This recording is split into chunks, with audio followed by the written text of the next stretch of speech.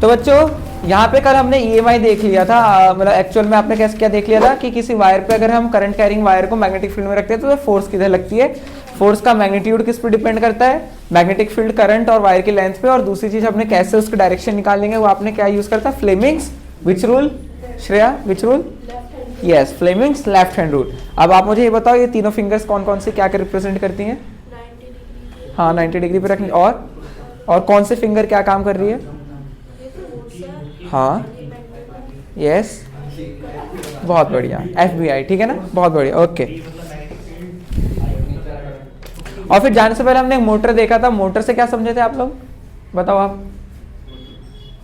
जो हम magnetic field के बीच में करंट पास करते हैं तब एक फोर्स प्रोड्यूस होती है जिससे वो यंत्र जो है, हाँ बोलो, आप भी बोलो। फोर्स लगा रहे हैं उस पे, तो उस फोर्स से जो वो है मोटर क्या है, मोटर क्या है, सिंपल मोटर। अरे मोटर तो सबने देखा है, जल्दी बताओ।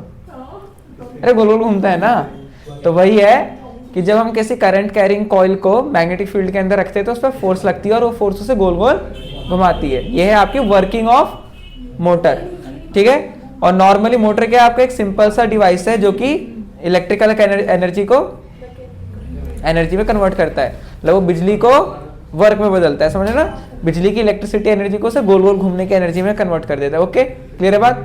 इतना हमने कल देखा था। आज हम उसके पार्ट्स और उसके फंक्शन देखेंगे कैसे वर्क करता है एक्चुअल में, ठीक है ना, ओके। और उसके बाद हम लास्ट में आपका एक EMI टॉपिक है वो देखेंगे और फ्यूज के बारे में। फ्यूज सुना है सभी ने? फ्यूज क्या होता है? फ्यूज तीनों तो थे तुम? हाँ फोटो में खींचे थे आपके नहीं अपनी फ्यूज की। हाँ बच्चों फ्यूज देखा है आप लोगों ने? मैं लाइव भी था एक्चुअली, दिखाया था मैंने आप लोगों को यहाँ पे। ये देखो बच्चों, इसके बारे में भी हमें स्टडी करनी है। आज लास्ट टॉपिक होगा ये फ्यूज। फ्यूज आपका एक ये सेफ्टी डिवाइस है। क्या है? Safety device. ये आपके महंगे मशीनों में लगा होता है, जैसे इन्वर्टर, फ्रिज, टीवी, ठीक है, अंदर होता है उनके। तो ये देखो इसके अंदर आपको दिख रही होगी पतली सी कॉइल, मतलब पतला सा कॉइल, मतलब सिंपली पतली सी एक प्लेट जा रही है, पतली सी, समझ रहे हो ना, ये दिख रही है, वो टिन और लेड का अलॉय होता है, मतलब टिन और लेड, ओके। और वो काफी पतली है, देख पा रहे हो ना, ठीक नहीं दिख रहा आपको? ये देखो इसके अंदर, समझ पा रहे हो ना, यस दिख रहा है इस ग्लास के अंदर, ओके। तो इसे क्या करते हैं हम अप्लायंस के अंदर लगा के रखते हैं, ताकि अगर कभी मान लो कि कोई चीज है जिसका मैक्सिमम रेटिंग है 1 एम्पेयर, मतलब 1 एम्पेयर से ज्यादा करंट आने पे वो खराब हो सकता है। कहते नहीं कि ज्यादा बिजली आएगी खराब हो गया, मशीन खराब हो गई, ठीक है ना। तो ऐसे क्या होता है, जब ज्यादा करंट आता है तो ये उसको प्रोटेक्ट कैसे करता है? आपको पता है इलेक्ट्रिसिटी चैप्टर में सबने एक जूल्स लॉ ऑफ हीटिंग पढ़ा है। जूल्स लॉ ऑफ हीटिंग किसको याद है? किसी को भी याद नहीं है? No one, no one. मेरे नए बच्चों आप लोगों को भी याद नहीं है जहां पढ़ा हो पहले? अरे ऐसा कैसे हो सकता है? अरे Joule's law of heating, heating ओ इधर पीछे वालों, इधर ओल्ड स्टूडेंट्स, पढ़ाया नहीं था कि जब इलेक्ट्रिसिटी पास होती है तो कोई चीज हीट प्रोड्यूस होती है, यही है जूल्स लॉ ऑफ हीटिंग। आपने देखा है ना, आपका टीवी या पंखा देर तक ऑन रहता है तो गर्म हो जाता है और मम्मी पापा बोलते हैं बंद कर दो, बहुत हो गया, ठीक है ना, थोड़ा आराम करने दो उसे। तो वो हीट कैसे हुआ? हीटर तो है नहीं उसके अंदर, सिर्फ इलेक्ट्रिसिटी, और बंद रखते हैं तो थोड़ी ना गर्म होता है, जब तक स्विच ऑन है, मतलब जब तक चल रहा है तभी गर्म होता है। तो यानी कि किसी अप्लायंस मतलब किसी भी चीज में जब इलेक्ट्रिसिटी फ्लो करती है तो वो हीट अप हो जाती है। तो उस हीट अप का एक नाम दे दिया आपने, क्योंकि जूल ने ये पहले फाइंड आउट किया था। जूल मतलब उन्होंने इसका फॉर्मूला दिया था जूल्स लॉ ऑफ हीटिंग। तो इस क्या, कौन सा जूल? देखो तो देखो, तो जूल्स लॉ ऑफ हीटिंग कहते हैं कि जो हीट प्रोड्यूस्ड होगी वो इक्वल होगी I² into R into T. I यहाँ पे करंट है, R यहाँ पे रेजिस्टेंस है, T यहाँ पे टाइम है। इंपॉर्टेंट है एग्जाम के लिए, ठीक है। तो ये फॉर्मूला है। तो अगर कहीं पे करंट ज्यादा होगा तो उसमें हीट ज्यादा प्रोड्यूस होगी, ऑब्वियसली बात है ना, I² है, समझ पा रहे हो। तो जिसमें ज्यादा करंट होगा उसमें हीट ज्यादा प्रोड्यूस होगी। अब ज्यादा हीट प्रोड्यूस होने से क्या होगा, इसके अंदर की जो वायर है, ये देख रहे हो ना, ये जो ये पतला सा वायर है, ये दोनों एंड्स के बीच में, वो क्या हो जाएगा? जल जाएगी, मेल्ट हो जाएगा। क्या हो जाएगा? मेल्ट। क्यों होगा मेल्ट? क्योंकि उसका मेल्टिंग पॉइंट लो है। ये भी याद रखना, जो फ्यूज के अंदर ये वायर है वो ऐसी वायर बनाते हैं जिसका मेल्टिंग पॉइंट क्या हो? लो हो, हाँ हाँ, ताकि ये थोड़ी सी भी हीट होने पे वो पिघल जाए। अगर ये हाई मेल्टिंग पॉइंट का बना देंगे तो कितना भी गर्म हो जाए पिघलेगी ही नहीं, तो बचाएगी कैसे? ठीक है, ये बचाती कैसे? खुद अपना बलिदान देके चीजों को बचाती है। ज्यादा करंट फ्लो होता है तो इसके अंदर की वायर जल जाती है, समझ पा रहे हो? ये अंदर से जल जाता है, जिसकी वजह से करंट अब जा नहीं पाता। क्या क्या नया है? ठीक है, नया लाए हो, एक बार पुराना भी लाना पड़ेगा फ्यूज करके। ठीक है, तो ये आपका सिंपल सा है फ्यूज, ये एग्जाम में आएगा। ओके, ये फ्यूज अलग अलग रेटिंग के आते हैं, जैसे कोई बड़ी, क्या बताए नहीं आपको, लिड और टिन का अलॉय, लेड और टिन को मिक्स करके। ठीक है, तो देखो, और इसमें क्या बताया आपको, ये ना अलग अलग रेटिंग की आती है। जैसे कि देखो, हमारी कोई नॉर्मल छोटी सी मशीन है तो उसे कम बिजली चाहिए, तो उसकी रेटिंग कम है, तो उसमें हम कम करंट का फ्यूज लगाएंगे। समझ पा रहे हो? मान लो 0.5 एम्पेयर का, मतलब इससे ज्यादा करंट का नहीं। अब मान लो आपके पास कोई भारी मशीन, मतलब हैवी मशीन है, जैसे आपके आटा चक्की, ठीक है, तो मान लो वहां पे तो 20-25 एम्पेयर का लगाते होंगे, चलो 20 एम्पेयर का, क्योंकि अगर वहां पे तो अगर मैं 0.5 एम्पेयर का फ्यूज लगा दूं तो जैसे ही थोड़ा सा करंट बढ़ेगा उड़ जाएगा। समझ रहे हो? और मेरी मशीन ही ऐसी है जो खुद ही बहुत ज्यादा करंट ले रही है, 10-15 एम्पेयर, तो मुझे उसके हिसाब से बदलना पड़ेगा ना। तो अगर कोई मशीन 10-15 एम्पेयर का करंट ले रही है तो मैं उसमें 20 एम्पेयर का लगाऊंगा, ताकि जब 20 को क्रॉस कर जाए तो फ्यूज उड़े। अगर कम का लगाएंगे तब तो स्विच ऑन करते ही फ्यूज उड़ जाएगा ना। जैसे देखा होगा आपने, कभी कभी घर में फ्यूज उड़ा किसी का? नहीं उड़ा? एमसीबी लगता है घर में? घरों में देखो, पहले एक वो पुराने टाइप का वो लगता था जिसमें वो सिरेमिक का होता था, व्हाइट कलर का, वो ऐसे निकालते थे और ऐसे डालते थे, याद आ रहा है कुछ? उसके बीच में वायर ऐसे आती थी, इस कोने से इस कोने तक पतली से हम लाते थे खुद से। लेकिन अब वो चेंज करके हम सबने क्या लगा लिया? एमसीबी, क्योंकि ये ज्यादा फास्ट है और ज्यादा रिलायबल है। समझ पा रहे हो? देखो, ये फ्यूज उड़ जाएगा तो मुझे ये फ्यूज को दोबारा इस्तेमाल नहीं कर सकता, मुझे एक नया फ्यूज खरीद के लाना पड़ेगा, रुपया खर्चा। लेकिन अगर मैं एमसीबी लगाता हूं तो क्या होता है, जब शॉर्ट सर्किट है, कुछ दिक्कत होती है, करंट ज्यादा होता है तो वो ट्रिप हो जाता है। सुना ना, एमसीबी ट्रिप हो गया? यस, नीचे हो जाता है अपने आप। उसका भी एक रीजन है, बताएंगे आपको। तो उसमें क्या होता है, उसमें नया थोड़ी ना एमसीबी लगाना पड़ता है कि अब नीचे हो गया तो नया लाके करना पड़ेगा तब ऊपर होगा। अरे अपना जो दिक्कत है उसे सॉल्व करो, मतलब जो घर में दिक्कत है, जैसे शॉर्ट सर्किट क्यों हो रहा है, कोई वायर्स आपस में टच हो रही है, तो उन्हें सॉल्व करो और फिर क्या कर दो, एमसीबी को ऊपर कर दो, सिंपल। तो वो क्या है, कॉस्ट इफेक्टिव और वो फास्ट है। जैसे ये हीट अप होने में कम समय लगता है, लेकिन समय तो लगता है ना। जब इसके अंदर करंट जाएगा तो इसे मान लो 10 सेकंड लगा गर्म होने में, तब पिघलेगा, लेकिन एमसीबी झट से। क्लियर है बात? तो याद रखना, एमसीबी ज्यादा बेटर है कंपेयर टू दिस फ्यूज। ये आपका heating effect of electric current पे काम कर रहा है फ्यूज, और वहीं जो एमसीबी है वो magnetic effect of electric current पे काम कर रहा है। पता है क्या? अब तो आप मैग्नेटिक इफेक्ट पढ़ चुके हो, समझ रहे हो ना?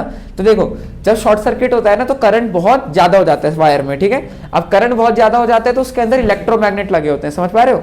एमसीबी के अंदर वो नीचे कैसे आती है, कोई बताने वाला तो है नहीं कि नीचे आ जाओ। यस, मतलब उसमें नॉर्मल मैग्नेट नहीं होता, उसके ऊपर और नीचे क्या बोलते हैं, ये नीचे क्या बोलते हैं, इलेक्ट्रोमैग्नेट होता है, ठीक है। क्या होता है? अब आपको पता है कि इलेक्ट्रोमैग्नेट की स्ट्रेंथ मैग्नेटिक फील्ड किस पे डिपेंड करती है? करंट पे। अगर करंट ज्यादा होगा तो इलेक्ट्रोमैग्नेट की पावर ज्यादा होगी ना, ऑब्वियस सी बात है, हम सब में यही तो पढ़ते हैं स्टार्टिंग से, ठीक है। इलेक्ट्रोमैग्नेट का अगर मुझे बढ़ाना है स्ट्रेंथ तो मैं करंट को बढ़ाता हूँ। तो जब शॉर्ट सर्किट होता है तो करंट अपने आप ही बढ़ता है, वो भी देखेंगे कैसे। लेकिन याद रखना, शॉर्ट सर्किट में करंट बहुत ज्यादा हो जाता है, जिसकी वजह से क्या होता है, ये इलेक्ट्रोमैग्नेट ज्यादा पावरफुल हो जाता है और ये जो एमसीबी है ये लोहे की होती है, नीचे की तरफ गिर जाती है, क्योंकि नीचे से कोई अट्रैक्ट कर रहा है। और जब तक आपने सॉल्यूशन नहीं निकाला, जब तक वो शॉर्ट सर्किट है, जैसे स्विच ऊपर करोगे अपने आप नीचे गिर जाएगा। समझ रहे हो? पहले हमें घर में देखना पड़ेगा दिक्कत क्या है, फिर उसे पहले घर की दिक्कत को ठीक करना पड़ेगा। जैसे कहीं दो वायर्स आपस में क्रॉस हो रही होंगी, समझ पा रहे हो, शॉर्ट सर्किट, और फिर हम जब वो घर में ठीक कर लिया हमने तो फिर वो ऊपर कर दिए। क्लियर बात?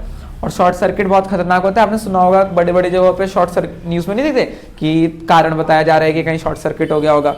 तो शॉर्ट सर्किट में क्या होता है, जो जैसे कि क्या बोलते हैं, कहीं ज्यादा हीट प्रोड्यूस, जैसे क्या बोलते हैं शॉर्ट सर्किट सिंपली मान लो दो तार आपस में टच हो गई तो वहाँ पे बहुत ज्यादा हीट प्रोड्यूस होती है, ठीक है।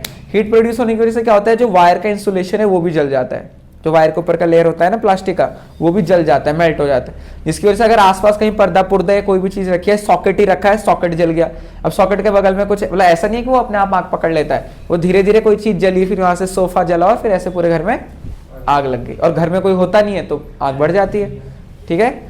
याद रखना, कभी बिजली की आग लगे तो क्या आप उसमें पानी डालोगे? नहीं, क्या डालोगे? Carbon dioxide. घर में ना हो तो क्या करोगे? कार्बन डाइऑक्साइड कौन रखता है घर में? अरे वो कोई नहीं रखता। कौन रखता है? एक्सटिंग्विशर। बताओ इधर इधर।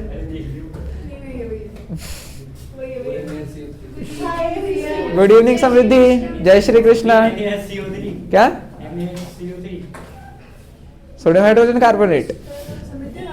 आप सबसे पहले क्या करोगे, जाके एमसीबी बंद करोगे, घर की मेन सप्लाई बंद, ताकि अगर आप पहले मेन सप्लाई बंद कर दो फिर पानी डालो। पानी तो डालना ही है आग बुझाने के लिए, लेकिन पहले एमसीबी ऑफ करो, क्योंकि अगर ऐसे पानी डालोगे तो उल्टा झटका खुद को ही लगेगा, ठीक है ना।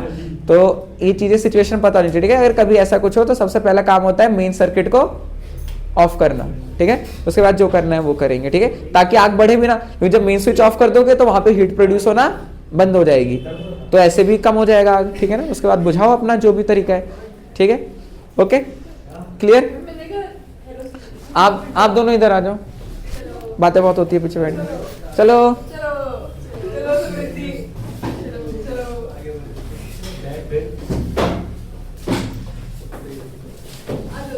देख रहे हो पढ़ाई का कितना डिफरेंस है, जो बाद में बच्चे आए वो आगे हो गए और जो पहले थे वो पीछे हो गए। चलो ठीक है, ये टाइम से आते हैं, ठीक है ना। चलो तो ये आपका ये हो गया, ठीक है ना। ओके, तो ये हो गया हमारा। अब इसके साथ ये टॉपिक है, ठीक है, एग्जाम में आएगा यही चीजें, तो याद रखना है। ओके, फ्यूज आपका एक सेफ्टी डिवाइस है जो आपको बचाता है फ्रॉम शॉर्ट सर्किट और ओवरलोडिंग से, ठीक है ना। इसका यूज इसलिए किया जा रहा है ताकि आग ना लगे और हमारा जो अप्लायंस है वो ना खराब हो। इन जनरल सिंपली बोले तो जो मशीन लगी है वो खराब ना हो, क्योंकि ये खराब ये उड़ जाएगा तो मशीन में करंट नहीं जाएगा और वो खराब नहीं होगी। ओके, तो ये हमारा आगे का टॉपिक था जो मैंने अभी आपको कराया। अब देखो इसमें ना कुछ फॉर्मूले हैं जो पिछले चैप्टर के यूज होंगे, पहले मैं यही करा लेता हूँ। फ्यूज लिखो अपनी कॉपी में जल्दी से एक लाइन।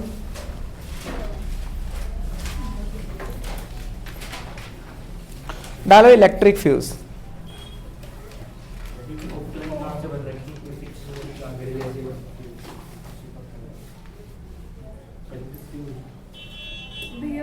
हाँ, कौन सा?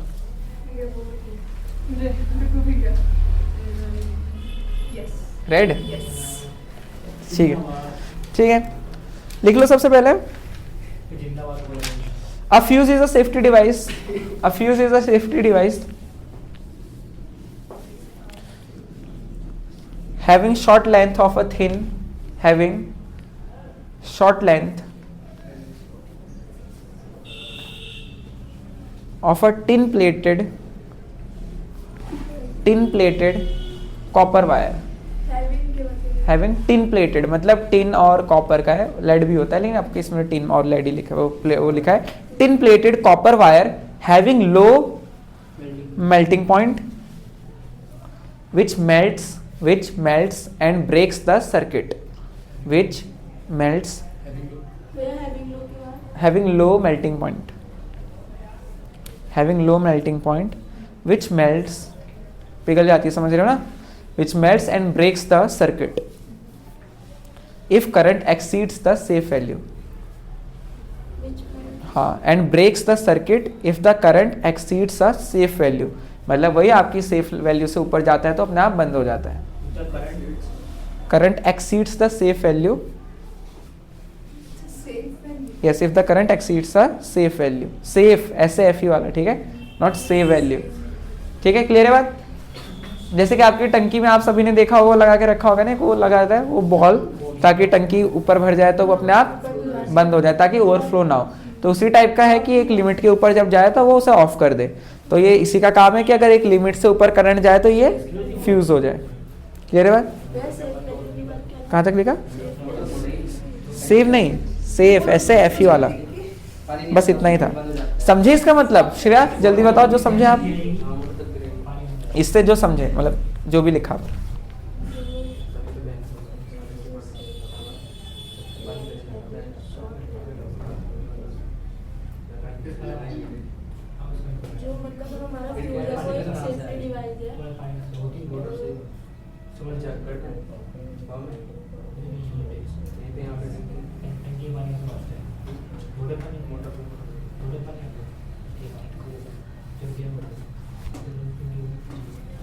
शिका बताओ.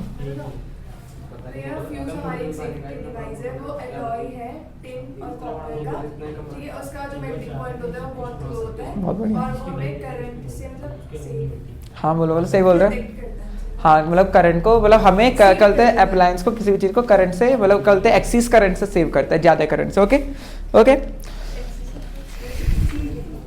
अब इसमें लिख लो, इसके नीचे स्टार लगा के लिखो, a extremely large current flow through the wiring, domestic wire, a large current can flow through the domestic wiring, a large current can flow through the domestic wiring,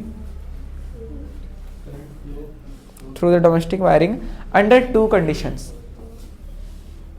या फिर two circumstances, ठीक है, two conditions और circumstances। Domestic के क्या? बाद domestic wiring, wiring में जो घर के कनेक्शन होता है बिजली का, ठीक है ना, domestic wiring domestic wiring under to circumstances, मतलब हमारे घर के अंदर की वायर में ज्यादा करंट दो केसेस में आ सकता है।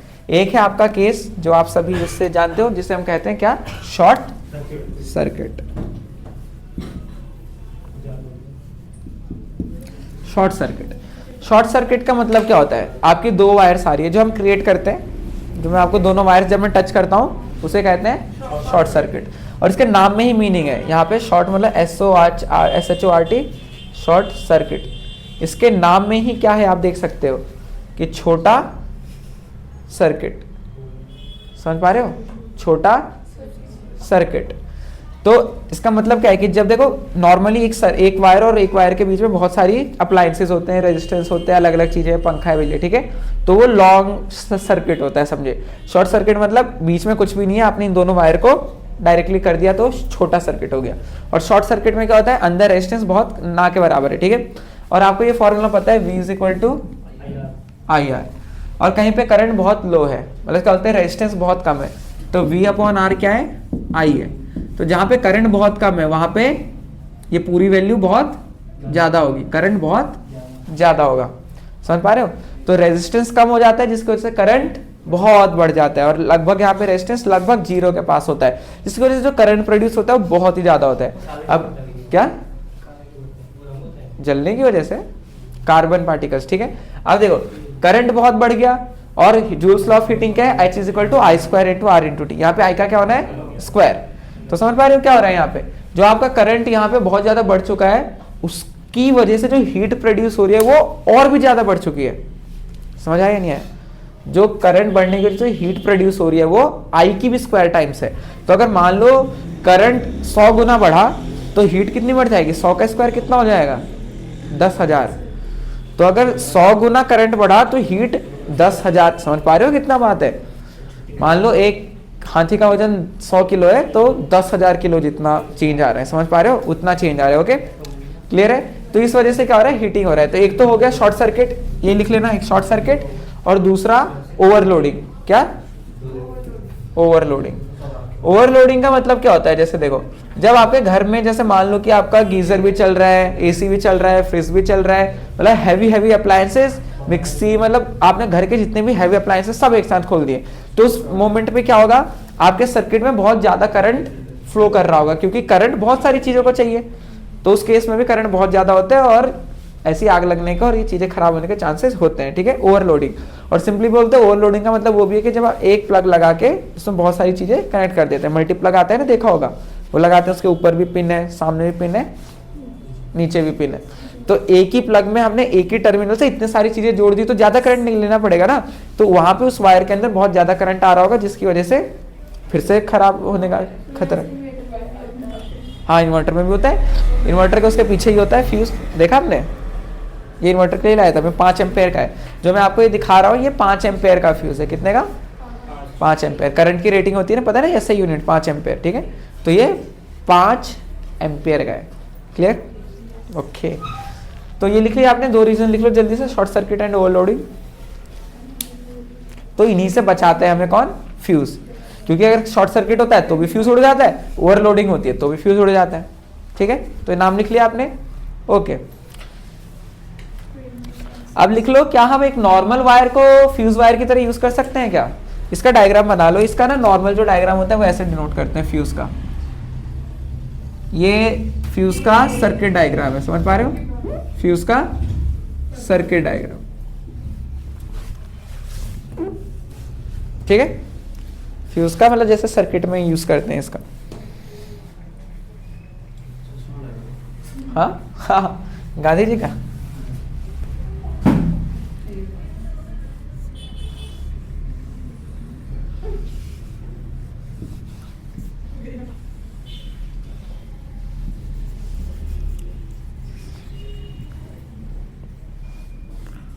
और ये उसका जो एक्चुअल में देखो, इसलिए मैं आपको प्रैक्टिकली चीज दिखाता हूँ ताकि आप समझ सको, ठीक है ना।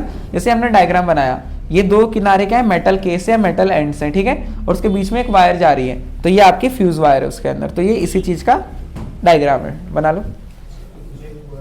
ग्लास ट्यूब, मेटल कैप, और ये ग्लास की है, ठीक है।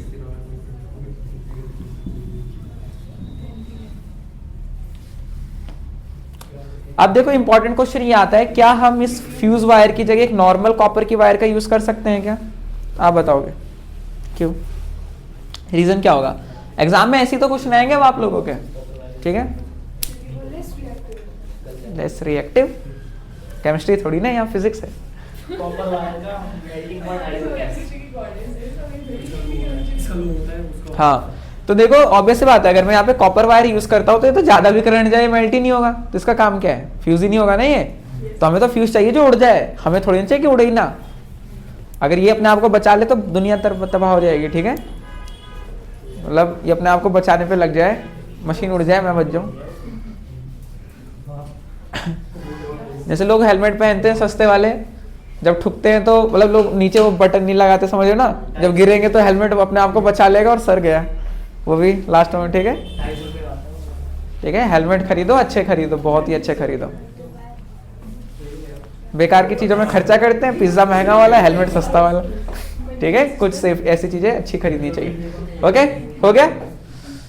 ओके बच्चों, पार्टी एक क्वेश्चन लिखो, देखते हैं कौन करता है। इसमें ना इलेक्ट्रिसिटी का कंसेप्ट लगेगा, ठीक है, डोंट वरी, कर ट्राई मारो। लिखो, an electric oven of 2 kilowatt power, an electric oven, जल्दी लिखो। An electric oven of 2 kilowatt power, what of power rating. अब मैं समृद्धि और बाकी सबको ही मैं एक वर्कशीट भेजूंगा, ठीक है, इलेक्ट्रिसिटी चैप्टर पे बेस्ड। ओके, सब ट्राई करेंगे। An electric oven of 2 kilowatt power rating is operated at 220 volt, is operated at 220 volt, that has a current rating of 5 ampere, that has a current rating of 5 ampere. Okay,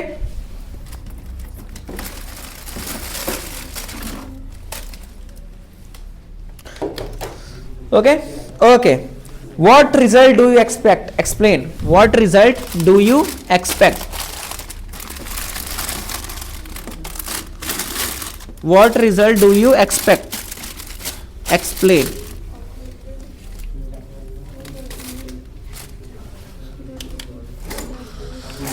question इतना ही है।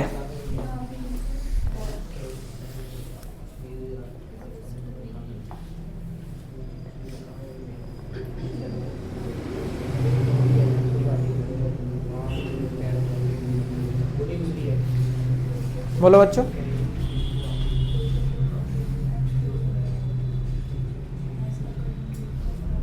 कुछ दिमाग लग रहा है? Question में देखो क्या क्या है। आपको पोटेंशियल डिफरेंस दे रखा है, आपको पावर दे रखी है, और आपको ये भी बोल रखा है कि उसमें फ्यूज लगा है 5 एम्पेयर का। तो what result do you expect से समझ के आ रहे हो? मतलब क्वेश्चन में यही है कि मैं वही मैं भी आपसे ये कर रहा हूँ, what result do I expect from you.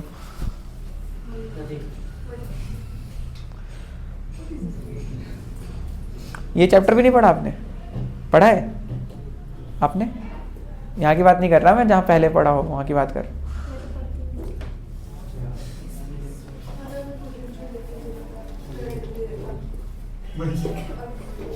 Power का फॉर्मूला क्या होता है? V into I. तो यहाँ निकाल लो ना, आई कितना होगा? वो तो फ्यूज लगा है 5 एम्पेयर का। देखो पावर का फॉर्मूला होता है V इंटू आई। पावर कितना है हमारे पास? कितने वॉट का है? और किलोवाट मतलब चेंज करेंगे तो 2000 वॉट। तो 2000 watt is equal to 220 into I. तो ये कितना हो जाएगा? 2000 upon 220 is equal to current. तो 0 से 0 कटा, अब 200 अपॉन 22 डिवाइड करो, कितना आ जाएगा? 1100। तो 9.01 बचेगा ना, 00 9.09, ठीक है, कितना 9.09 एम्पेयर, इतना क्या आ रहा है मेरे पे करंट आई की वैल्यू। अब ऑब्वियस सी बात है ना, उस सर्किट में इतना करंट फ्लो कर रहा होगा, लेकिन फ्यूज कितने का है, फ्यूज जल जाएगा। फ्यूज तो रिजल्ट ये है कि फ्यूज उड़ जाएगा। समझे कैसे उड़ता है, समझे, हाँ ठीक है। इधर इधर इधर तो देख लिया ना आपने, दो मेटल केस है। तो क्या होगा जब मैंने सप्लाइज में करा, ये है 5 एम्पेयर का, ये वही केस है, ठीक है। ये 5 एम्पेयर का फ्यूज है। अगर वो 9 एम्पेयर एनर्जी खींच रहा है, मतलब 9 एम्पेयर करंट, तो इसके अंदर की वायर मेल्ट हो जाएगी, मेल्ट डाउन हो जाएगा, ठीक है। जैसे आप लोगों का एग्जाम में हो जाता है। यस नहीं बढ़िया, यस मतलब वो जिसका नहीं होता ना।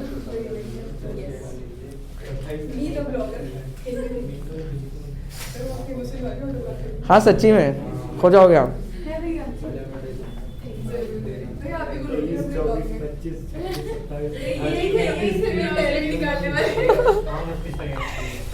नहीं काफी अच्छा कर दिए, काफी एक्चुअल में।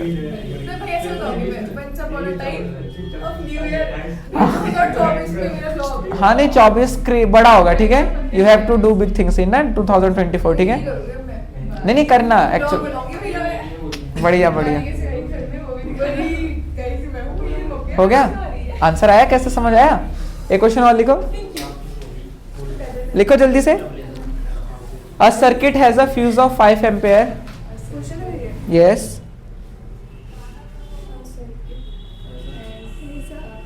Fuse of 5 ampere. What is maximum number of 100 watt? What is the maximum number of 100 watt?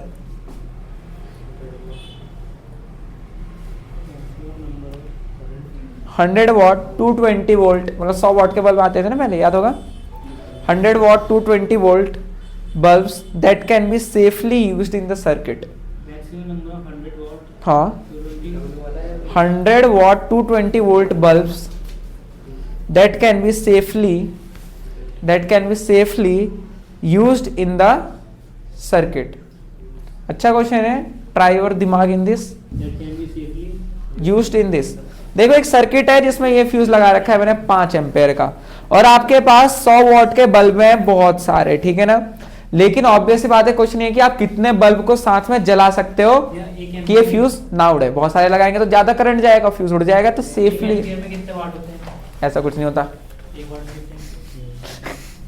What एक अलग चीज की यूनिट है, करंट एम्पेयर एक अलग चीज की यूनिट है।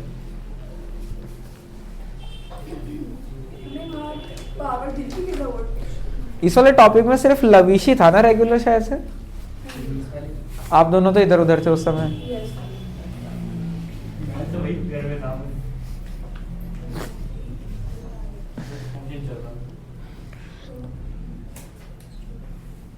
एक उसका कितना है पावर, 100 वॉट।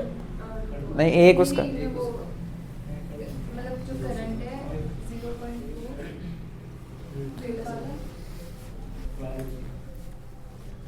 तो हमको निकाले कि 5 एम्पीयर में कितने से हाँ जला सकते हैं। into 5 कर दें।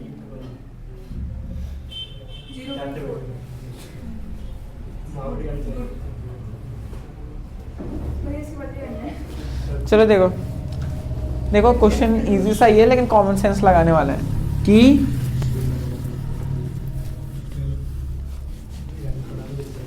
कि आपके पास सिंपली बोले तो क्या है, या क्या बोलते हैं, ऐसे बहुत सारे बल्ब है, ठीक है ना, 100 वॉट के, और आपसे पूछ रहे हैं मैक्सिमम नंबर के कितने बल्ब लगा सकते हैं सेफली। ओके, तो पावर का फॉर्मूला तो आपके पास यही है,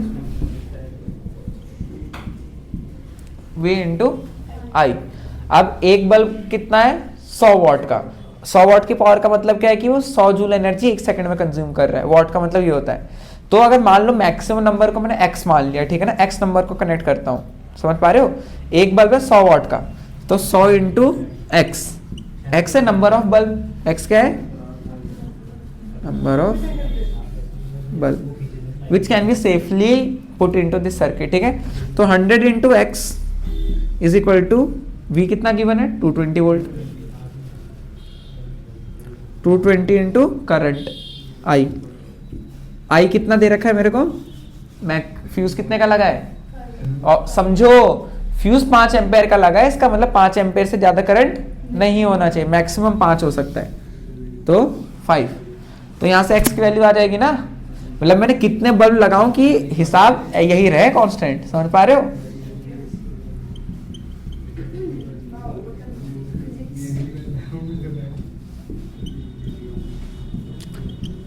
x इक्वल टू 11 बल्ब, तो आप 11 बल्ब को पहले वाले फॉर्मूले में लगाया मतलब ये निकाल तो पहले वाले में ही तो लगाया हमने, नहीं मतलब भैया अजीब सा हाँ लेकिन हिसाब लेकिन लॉजिक ये है ना कि हमने पहले माना कि x बल्ब है जिन्हें हम सेफली यूज कर सकते हैं, फिर उसको 100 इंटू एक्स कर दिया ताकि पावर वही रहे, ठीक है ना। आपको पता है ऐसे क्वेश्चन आते हैं एग्जाम में और 3 मार्क्स में आते हैं, ठीक है। रौनक लवीश आ गया, अब कर लोगे ना ऐसे क्वेश्चन है तो, ये नहीं कि देखो करने से पहले ना है वो बात अलग है, अब करने के बाद भी अगर सेम मिस्टेक होती है तो बहुत ही दुखमय बात है, ठीक है। समृद्धि आपने इस बार अपना प्री बोर्ड एग्जाम दिया तो उसमें इलेक्ट्रिसिटी के क्वेश्चन कर लिए थे आपने, क्या क्वेश्चन आए थे, भैया एक वही आया था रेजिस्टेंस का सीरीज पैरेलल, उसको ऐड करना था बस। अच्छा अच्छा अच्छा, कुछ अलग से नहीं आया था स्पेशल पर, ठीक है ये पढ़ाया ही नहीं है उसमें नहीं पढ़ा। ठीक है ठीक है ठीक है, कोई नहीं, लेकिन ये चैप्टर काफी अच्छा है और अच्छे क्वेश्चन बनते हैं, ओके। तो x आ गया 11, ओके। अब देखो बच्चों, अब मैं आपको एक चीज पढ़ाता हूं कि जिसे हम कहते हैं अर्थिंग। क्या मैंने बताया था ना शायद आपको पहले, अर्थिंग नाम सुना है कभी, जब फ्रिज को ज्यादा वो हो जाता है मतलब कभी-कभी हाँ हाँ हाँ हाँ हाँ हाँ फिर झटका मारते, ठीक है, लेकिन वो अर्थिंग नहीं है, ठीक है। जब हमें जमीन से करंट लगता है, गलत एक तरह से कह सकते हैं। आप बोलो, जब जमीन से करंट कुछ बोल रहे थे ना आप?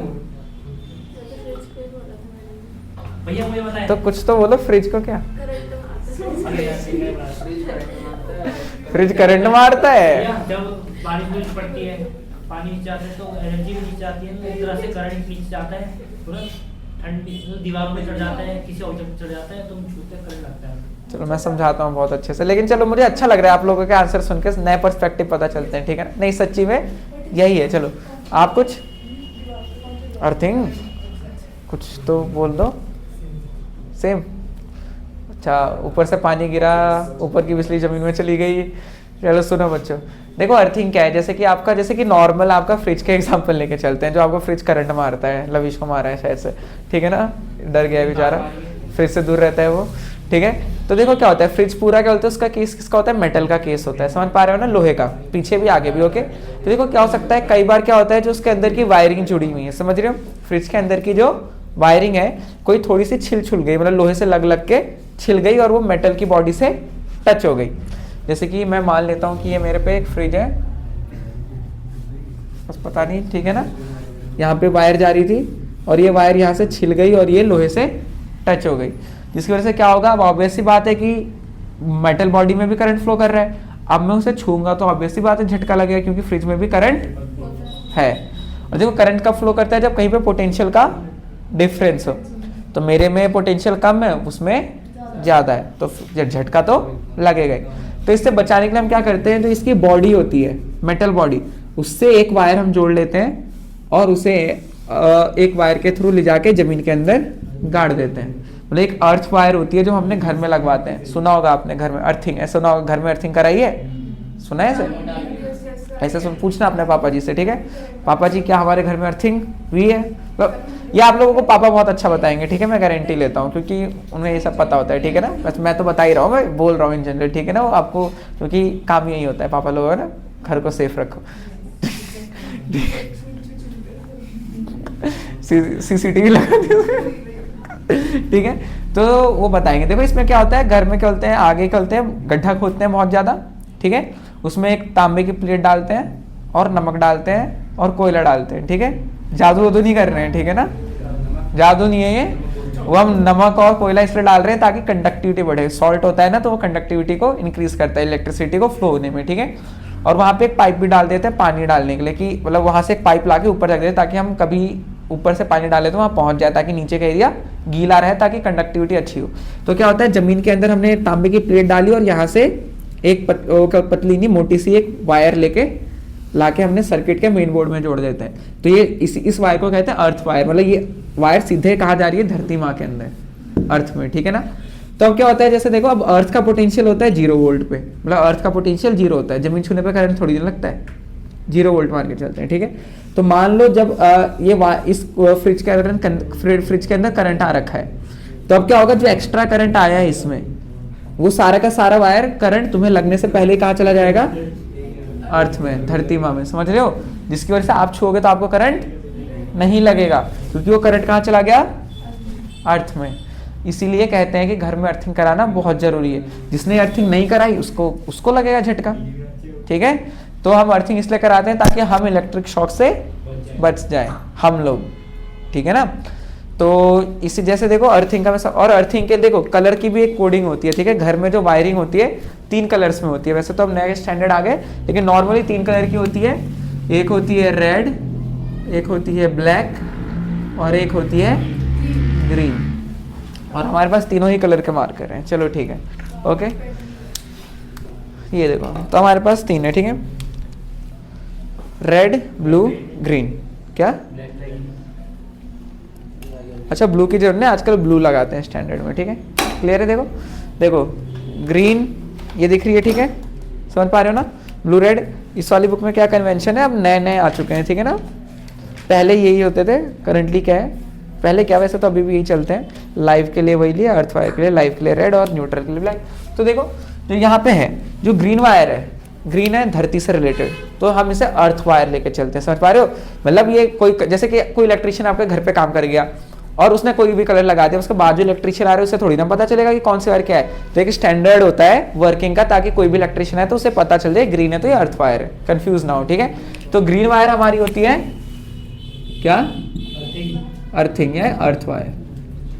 ब्लैक होती है न्यूट्रल वायर, ब्लैक होती है न्यूट्रल वायर, ये जीरो पोटेंशियल पे होती है। मान लो कि न्यूट्रल वायर को आपको छुओगे तो आपको झटका नहीं लगेगा, क्योंकि वो 0 वोल्ट पे, क्लियर है।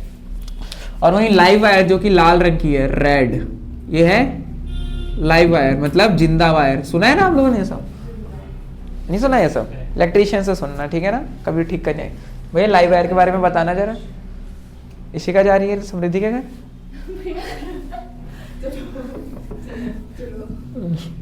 ठीक करने के इलेक्ट्रिशियन, ठीक है। इधर इधर लाइव वायर, ठीक है। तो लाइव वायर में क्या होता है, वो हाई पोटेंशियल पे होती है, ठीक है, हाई पोटेंशियल। आप लाइव वायर को छुएगा तो आपको झटका लगेगा,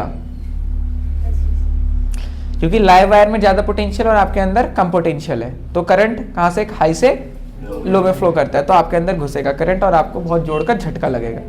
ब्लैक वायर में 0 पोटेंशियल है, हमारे अंदर भी 0 है, तो हमें झटका नहीं लगता। ग्रीन वायर अर्थ वायर, उसमें ऐसे ही करंट नहीं होता, इसीलिए लाइव वायर डेंजरस है, लाइव वायर नहीं छूनी चाहिए, ठीक है, ओके। अब देखो ये लाइव वायर है, अब देखो इसमें एक आता है स्विच। स्विच सबको पता है क्या होता है, क्या होता है स्विच, नॉर्मल स्विच, पानी, यस, वो दे देना वहां पे, ग्रीन वाली बॉटल होगी, नहीं है, लाए नहीं क्या, नो वाटर, हाँ वो तो छोटी वाली थी,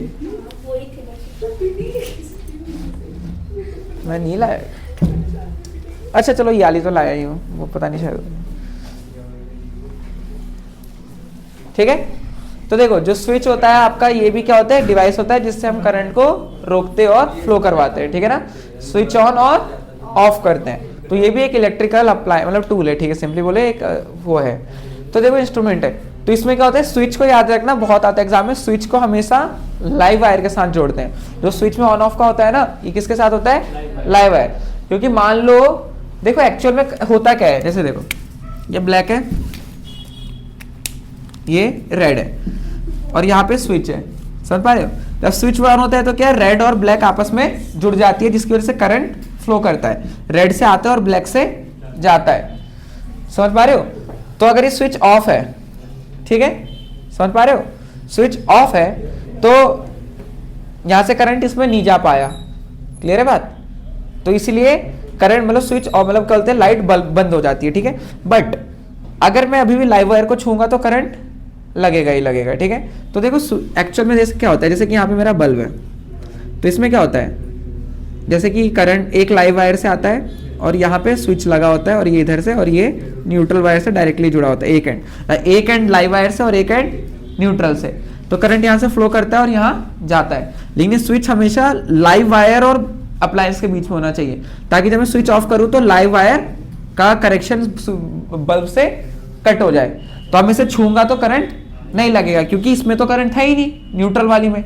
बट मान लो अगर यही स्विच यहाँ की जगह यहाँ लगा के रखा है, ठीक है, मान लो अब मैं स्विच ऑफ कर देता हूँ, तो यहाँ तो देखो स्विच ऑफ कर दिया मैंने, तो करंट यहाँ से जा ही नहीं पाएगा, पूरा सर्किट बना नहीं, तो स्विच मतलब बल्ब तो अभी भी बंद ही रहेगा, क्योंकि उसको एक तरफ से आया और दूसरी तरफ जाने का रास्ता नहीं मिला। करंट तब फ्लो करता है जब पूरा एक क्लोज सर्किट हो, ठीक है ना। तो यहाँ पे स्विच ऑफ है अभी, किसमें, ऑफ पोजीशन। तो करंट, ये स्विच तो ऑफ है, मतलब स्विच ऑफ है और बल्ब भी ऑफ है, लेकिन ये लाइव वायर से जुड़ा हुआ है। तो अगर आप इस बाय चांस इस बल्ब को छू लो, मतलब उसका कुछ काम करते हुए, तो आपको जोड़ का झटका लगेगा, भले ही स्विच ऑफ है। समझ पा रहे हो? क्योंकि लाइव वायर तो अभी भी जुड़ी हुई है।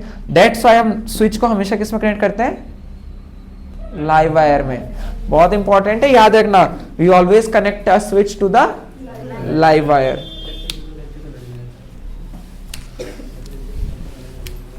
घर जाके काम मत करना बिजली के, ठीक है।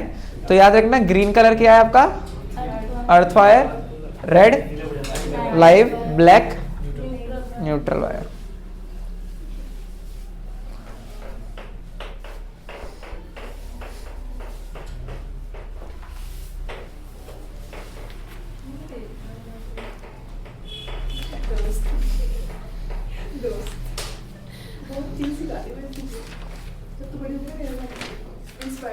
समझ रहे हो ना जो बताया आपको?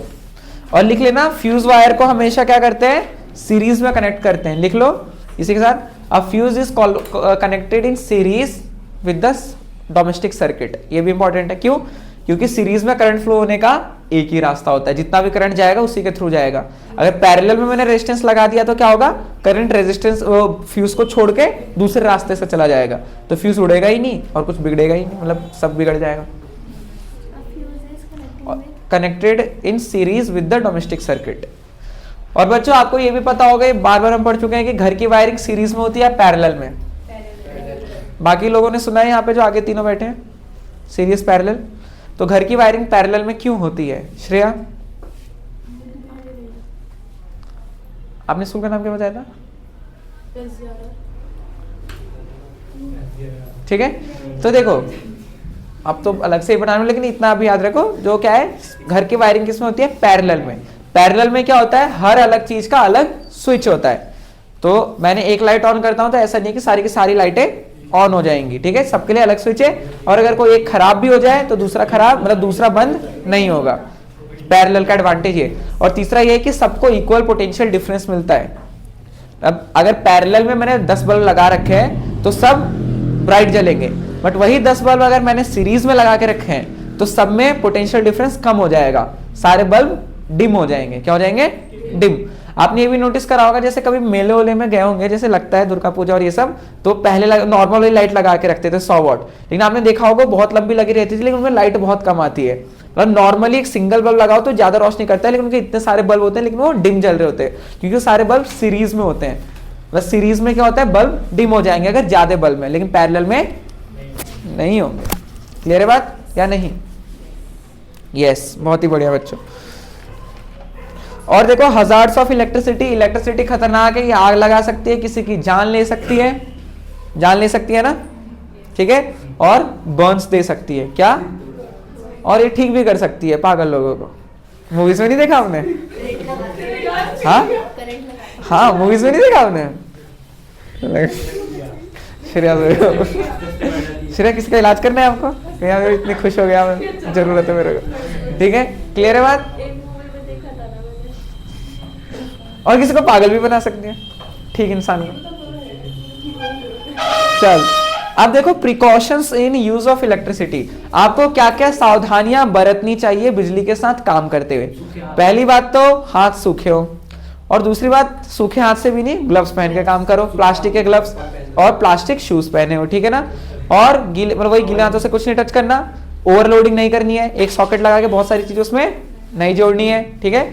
और दूसरा क्या है कि ओपन जिस चीज के बारे में ज्ञान ना हो उसको खोल के खुद से रिपेयर ना करें, कि कोई चीज खराब होगी चलो रुपए बचाते हैं थोड़े से, खुद से रिपेयरिंग करते हैं, ठीक है। तो खुद से रिपेयरिंग नहीं करनी, जान का खतरा है, ओके, मशीन भी खराब हो जाएगी और खुद भी खराब हो जाओगे, ठीक है। हाँ एक और ये भी है, किसी को करंट लग रहा हो तो ज्यादा बचाने की तरफ मत जाना कि चलो हम उसे बचा लेते हैं, ठीक है। ये नहीं कि करंट लगा हो चलो मैं भी तुम्हारे साथ, और फिर ये भी समृद्धि भी चिपक गई, फिर उसे कोई और ऐसे एक किसी कॉमेडी सीन में था शायद से किसी मूवी में, ठीक है। हाँ ठीक है। तो उस समय क्या करोगे, सबसे पहले तो यही रहेगा कि कोई नॉन कंडक्ट, जरूरी नहीं है मतलब कोई भी प्लास्टिक का हो, एनीथिंग लाइक दैट, कुछ भी हो। और सबसे अच्छा तो यही रहेगा कि अगर बगल में स्विच है तो जाके स्विच ऑफ कर दो।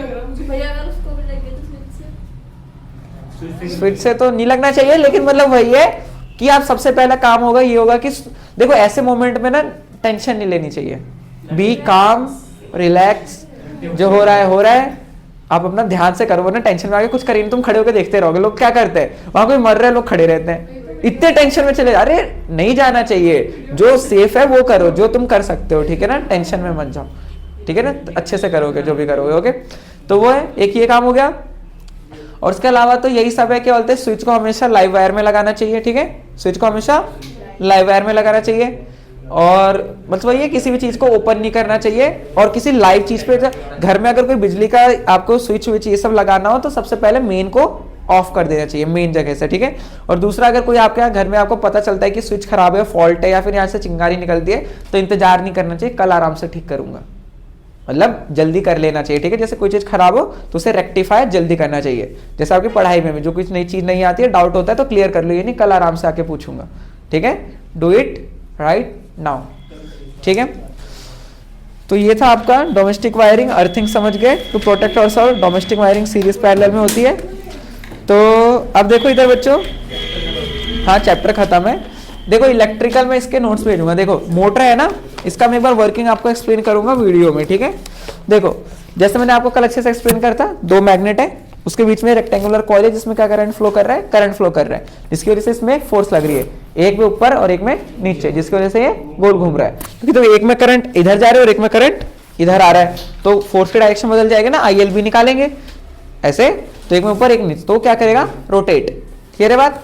बस इसमें स्लिप रिंग्स का रोल होता है, वो एग्जाम में बहुत आता है लिखना, नहीं स्लिप, इसमें क्या है, इसमें कार्बन ब्रश है आप में, और स्लिप रिंग्स इसमें नहीं है क्या, कम्यूटेटर है इसमें, ठीक है, कम्यूटेटर। देखो इधर बच्चों सुन लो ताकि एग्जाम में आ जाए तो आप लिख लो, इसमें एक कम्यूटेटर होता है, ठीक है। कम्यूटेटर का काम होता है करंट की डायरेक्शन को रिवर्स करना एवरी हाफ साइकिल, ताकि रोटेशन होता रहे। मतलब कम्यूटेटर एक इसके अंदर एक ऐसा पार्ट है जो कि करंट को रिवर्स करता है हर हाफ टर्न में, समझ पा रहे हो। जैसे देखो ये कोना इधर जाता है, ये कोना इधर आता है, तो करंट की डायरेक्शन बदल जाती है ताकि फिर से फोर्स वैसी ही लगती रहे, मतलब बार बार ऊपर नीचे घूमता रहे, ओके।